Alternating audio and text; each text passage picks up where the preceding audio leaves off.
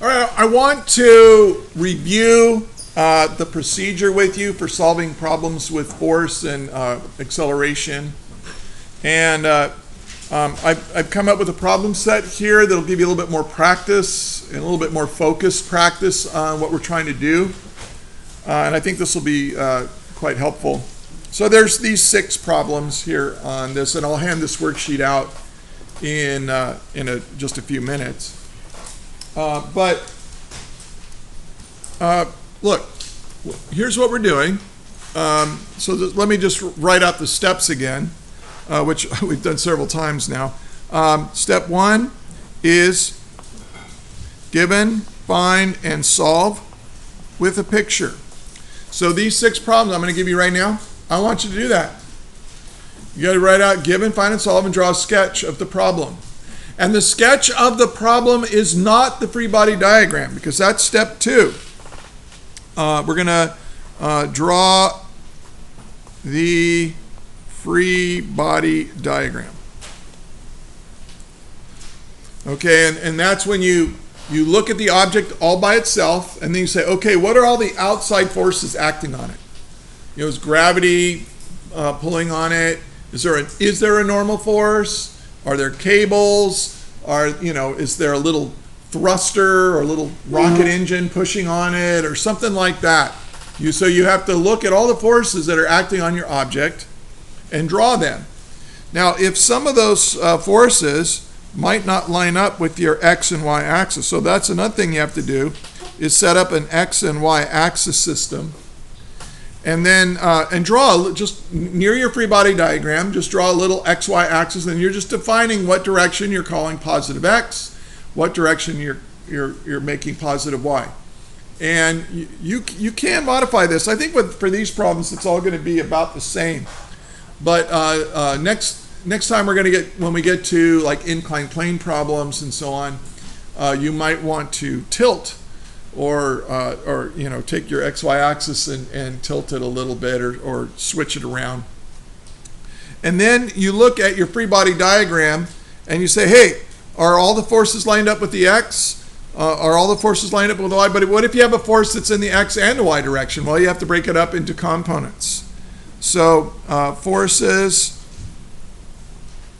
into X and Y components.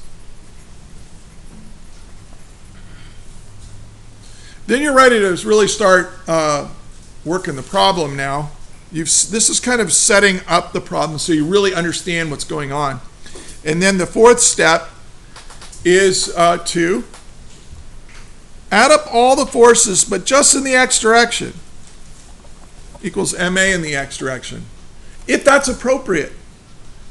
Now, one of the problems that we're going to be working are elevator problems, right? Where somebody's stepping in an elevator and the elevator is accelerating up and down. If you're in an elevator, you don't bother with this because all the forces are up and down, which we make the y direction. So we're going to sum the forces in the y direction equals ma in the y direction. So these are instructions. A lot of people think of this as an equation. No, it's really, don't think of these as equations. Think of these as instructions.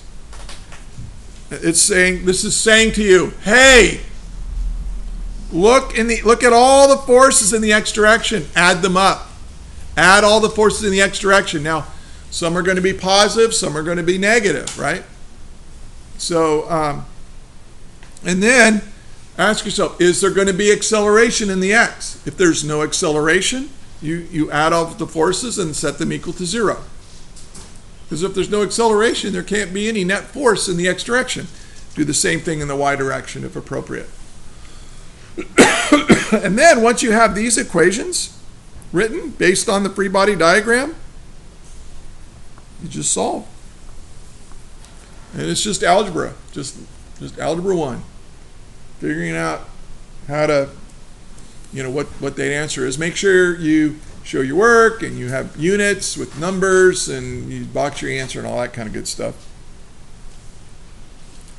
Now, we're going to have a couple of different kinds of problems that I want to go over with you that's on this this assignment. One of them are sign problems. So let's so sign problem. The hanging sign. Now let's say you've got a sign saying, and this could be like a stoplight or whatever. I don't know if you've ever been back east. You know, here in California, all of our stoplights are on poles, right? You got a pole, and then you got this thing arching over. But if you go back east, it's the weirdest thing. A lot of them are hung up by wires. So you'll have a stop sign, or I mean a traffic light, and it's not on a pole, it's on a series of wires. Now somebody had to engineer that. Somebody had to design that. Because I don't know how much that weighs. Maybe a traffic sign weighs 80 pounds, 100 pounds, something like that, or which would be about 500 newtons. So you've got to hang that with wires, right? And you don't want the wires to snap, right? Because if the wires break, that thing's going to come down and you're going to bust up some property or injure people or whatever. I mean, and it's got to last. And remember, it's going to be wind on it, and there's going to be, you know, so you want to design a cable that's really going to do the job. What kind of cable do you need? But you want to do it at the lowest possible cost.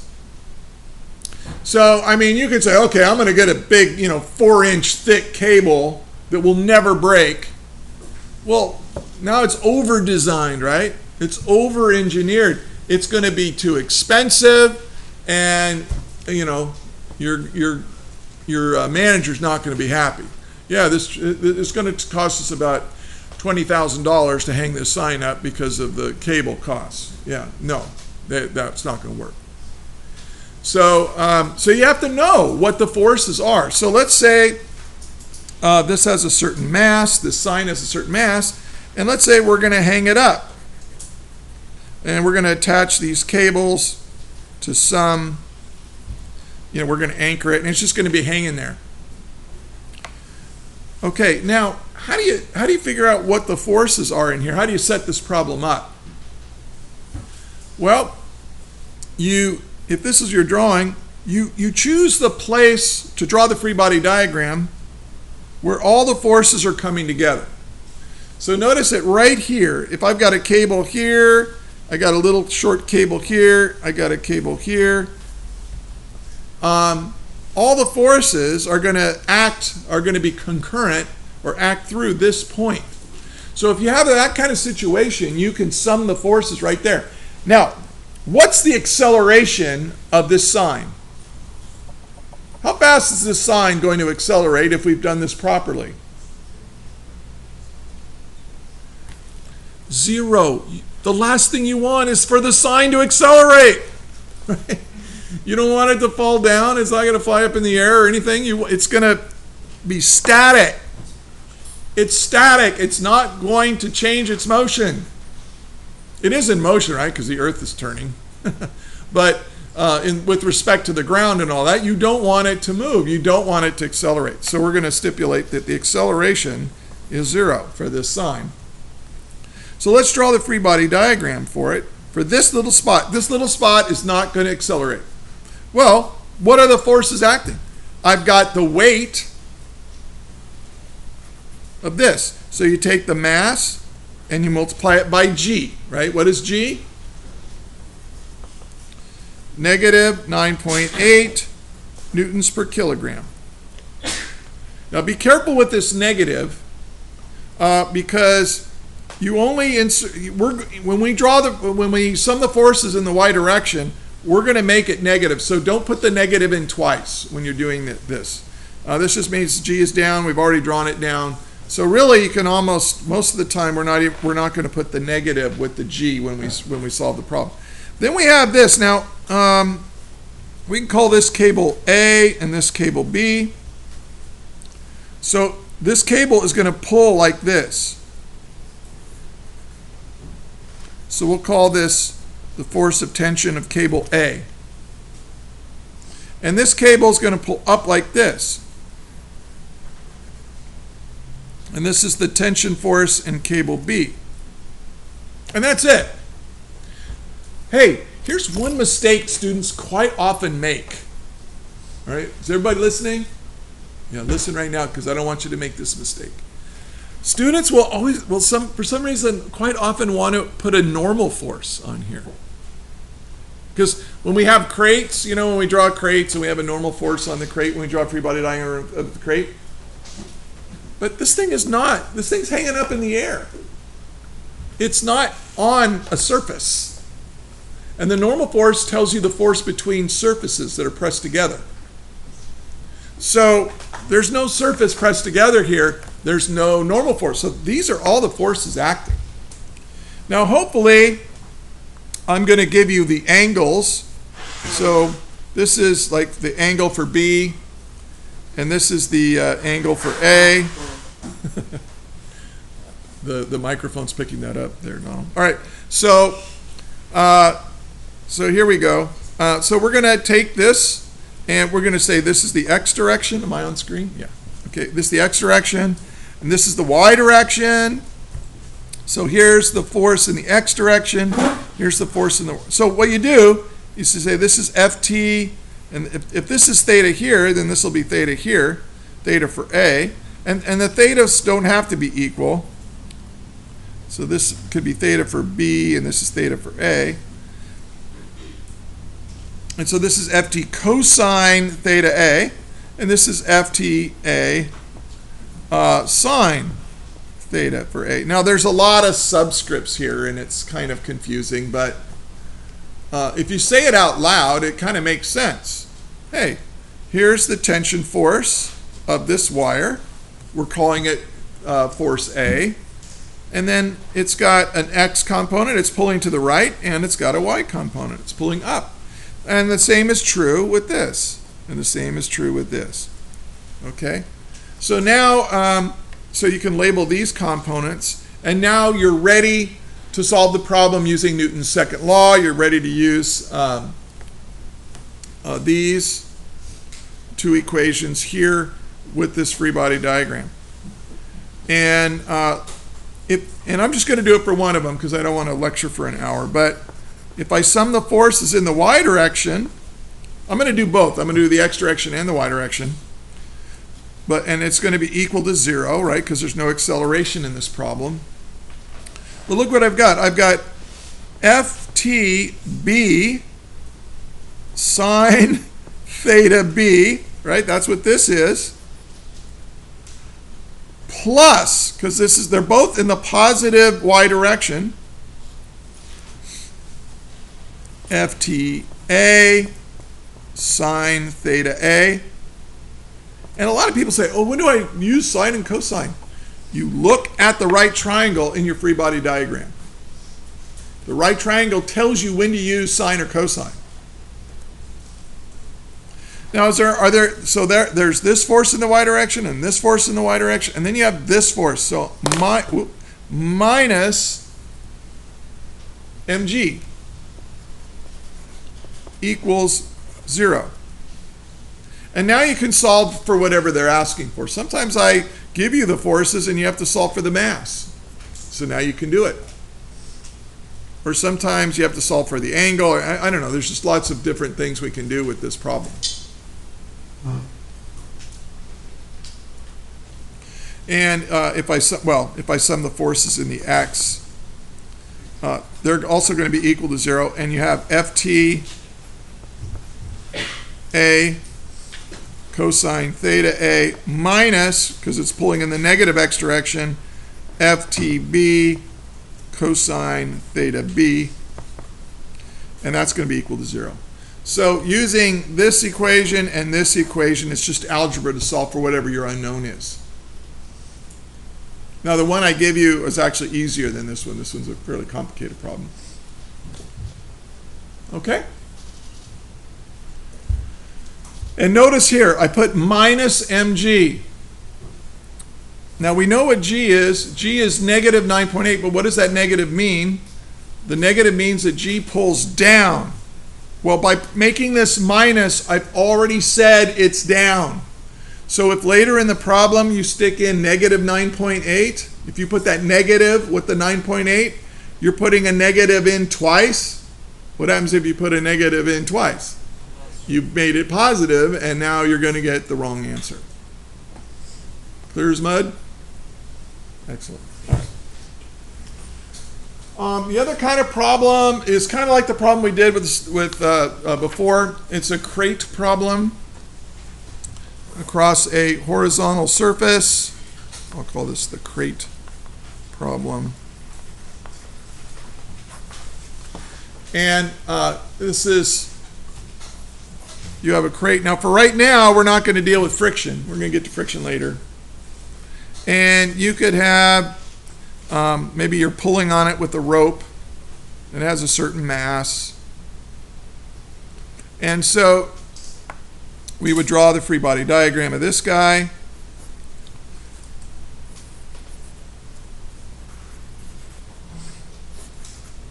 This is the applied force. F sub A, usually it means applied force, but, and then we have a normal force like this, right? Now there is a surface interacting with that crate, and that surface is pushing it up, preventing it from falling to the center of the earth. So this will be the free body diagram. It looks something like that. Of course, if I make this the x direction and this the y direction, I've got to break this force and this force into their components, which means I got to know that angle.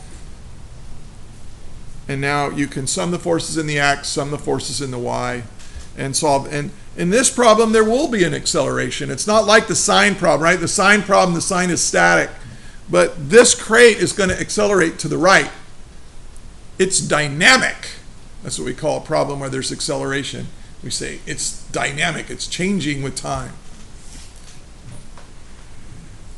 Now, in a problem like this, where there is acceleration, I can also, if the forces are all constant, that means we're going to have a constant net force, constant acceleration, which means we can use the kinematic equations.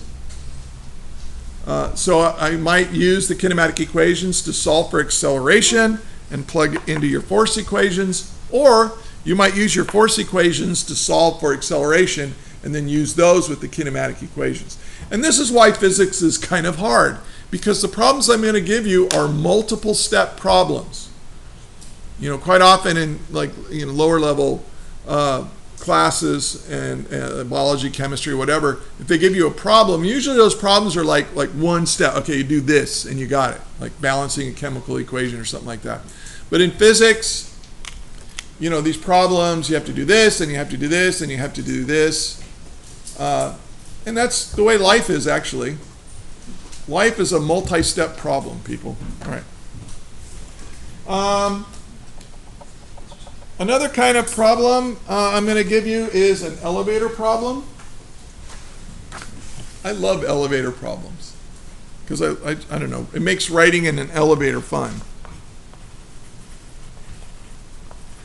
The nice thing about an elevator problem is that the free body diagram is the same no matter what. So let's say we've got Gumby standing in an elevator. Did you guys look up Gumby? Did I tell you to look up Gumby the other day? Gumby. I am Gumby. All right. There was Gumby and Pokey, and this was the show I watched as a child in the early 60s. It's really bizarre. Anyway, they were made out of clay. So Gumby is standing on a bathroom scale in an elevator. And maybe the elevator is accelerating up or accelerating down, or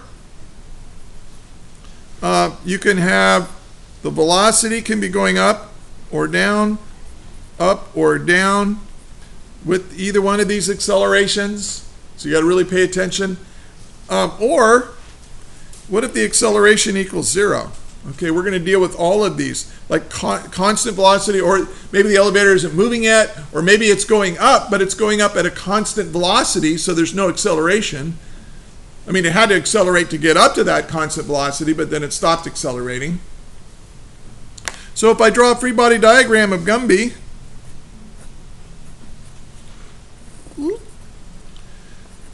mg, right? The mass of Gumby times g.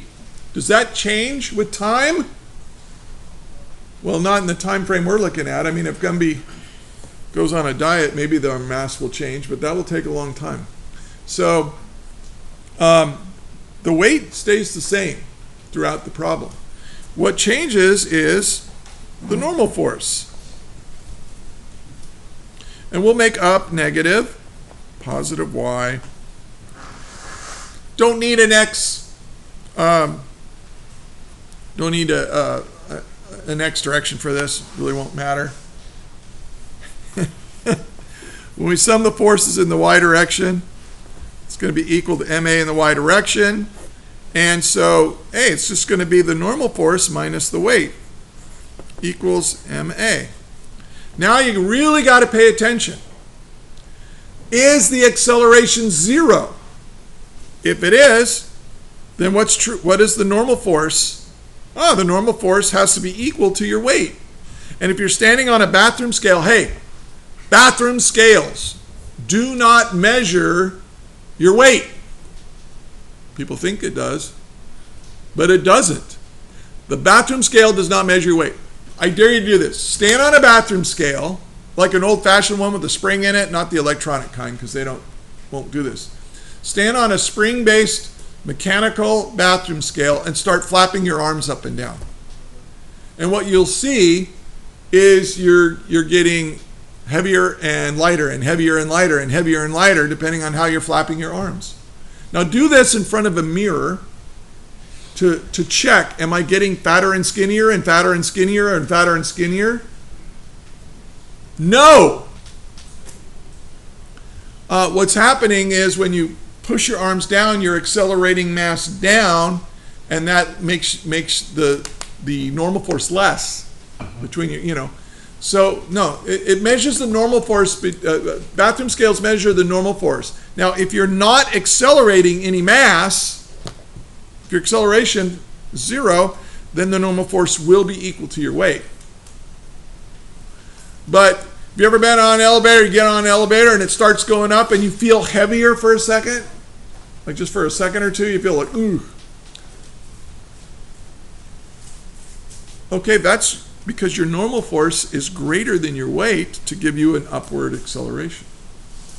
You know when an elevator is going up and then it slows to a stop? You feel a little bit lighter?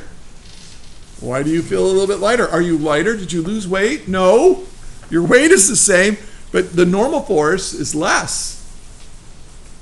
And that's why you feel lighter. But since the normal force is less than your weight, you'll get a negative acceleration, which is what's happening. Maybe you're at the top of the elevator and it starts accelerating down. Same thing. Or maybe it's going down, but then you slow to a stop. You need an upward acceleration to do that, and you'll feel heavier again.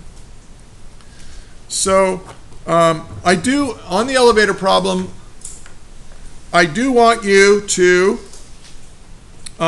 show the free body diagram, just like I did here, and show this, and then you use this equation to solve for part A, part B, part C of the problem, because sometimes you're not accelerating, sometimes you're accelerating up, sometimes you're accelerating down.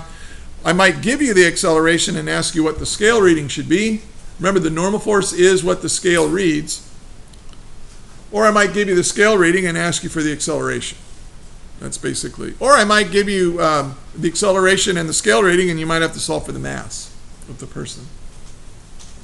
But in any case, whatever I give you and whatever you're trying to find, this equation will get you there. Okay?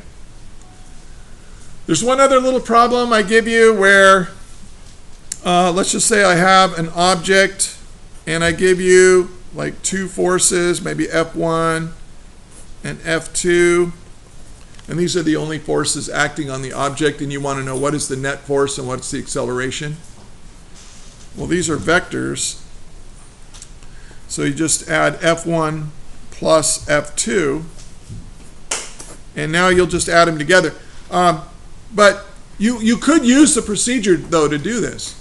Because look, F1 has an X component, F2 has an X component. Whoops, went too far. And then they both have Y components. So yeah, just use the procedure for this. I mean, you could just use vector addition, but actually use the procedure. It'd be good practice. It takes a little bit more writing to use the procedure. But the nice thing about the procedure, that 5-step procedure, is that it works for everything. Okay? So I think I'm done with all the problems that I'm going to give you on this problem set. So, and I want you to start working on them right now in class. Okay. Any questions before I stop? Okay. That is all.